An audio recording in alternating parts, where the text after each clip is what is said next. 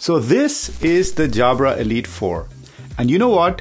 These are a nice pair of earbuds from Jabra. They might not blow your mind, but sometimes earbuds don't have to. Goedendag weer DHRME.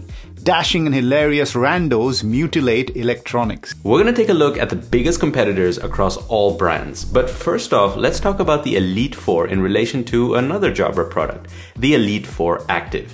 The Elite 4 will set you back 99 euros. The Elite 4 Active, which was released a year ago, came with a heftier price tag of 120 euros at launch. And they're pretty much still selling at that list price. So if you're budget conscious, the Elite 4 might already have an edge, but let's not jump to conclusions just yet. Both earbuds have a sleek design, and we really like that about the Jabra buds. The 4, however, is clearly shorter and narrower than the Elite 4 Active, and when it comes to case size, smaller is better. The buds themselves look identical except for that grippy texture on the Active variant, which Jabra says stays in your ears better. But we don't know about that. Maybe we should wait for the summer sweat. And speaking of sweating, the Elite 4 takes a slight step up to IP55 compared to the Elite 4 Active, which boasts an IP57 rating. So if you're planning on running through a torrential downpour, the Elite 4 Active might be your best bet. But in most cases, IP55 is already well above the norm here. The smaller size of the case seems to have affected battery life. The Elite 4 offers a bordering on acceptable 5.5 hours from the buds and an additional 16.5 hours from the case.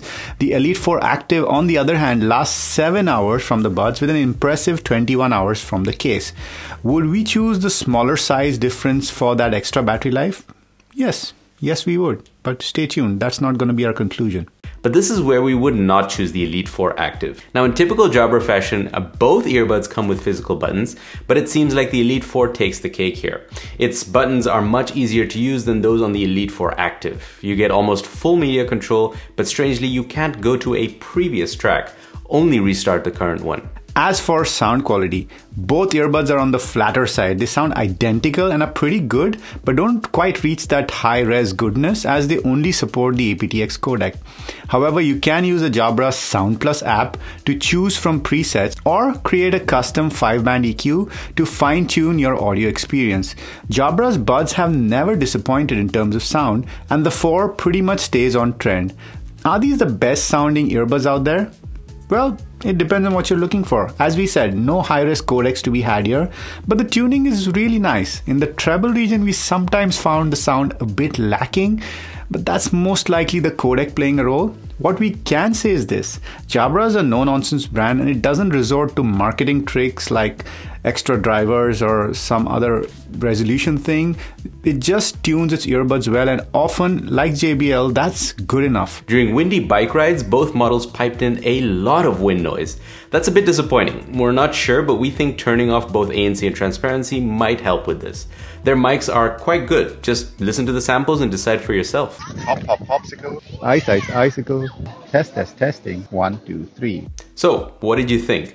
Well, for us, the microphones are very good, especially in quieter conditions. But if you're in louder environments, folks on the other end of the call might be able to hear those loud noises as well. So that's something to keep in mind. But these are true Fuckman buds. Those buttons, they can do it all. You can answer calls, change volume, and mute the microphone directly from the buds, which is pretty convenient. The ANC on the Elite 4 Active seems to be slightly better than the 4, but again, it's very marginal. These earbuds aren't necessarily the best for ANC. For transparency, we found that they were usable, but after a while, you did feel like you were missing out on stuff, so we had to take them out.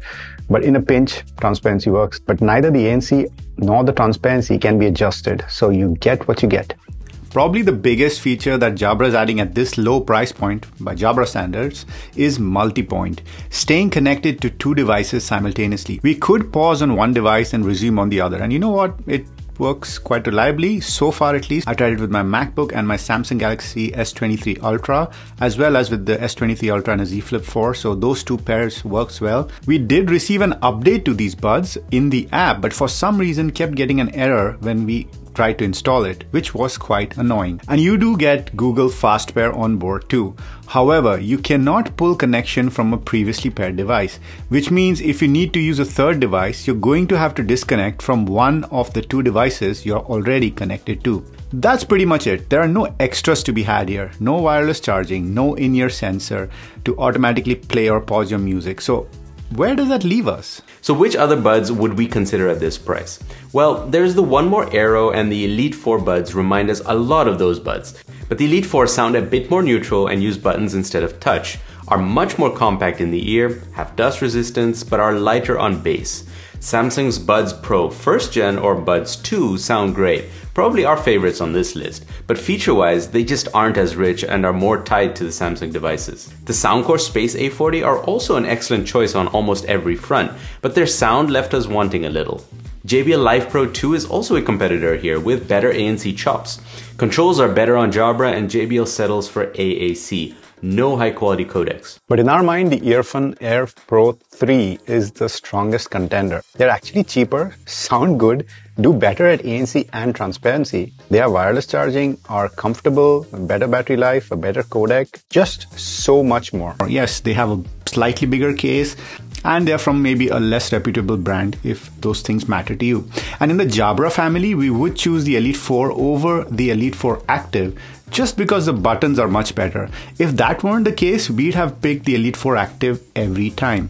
Other things you might consider for your purchase decision are sustainability, because Jabra is a brand that focuses on sustainability in its packaging but also in its policies. And of course, it's a much better established company than some of the other brands we mentioned, and that might affect the service that you get in a positive way.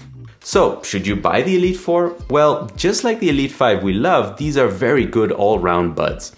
They're easy to carry around, can withstand the elements, and sound good. What's not to love? You've been dabbling with elitism. And we've been DHRME. Namaste.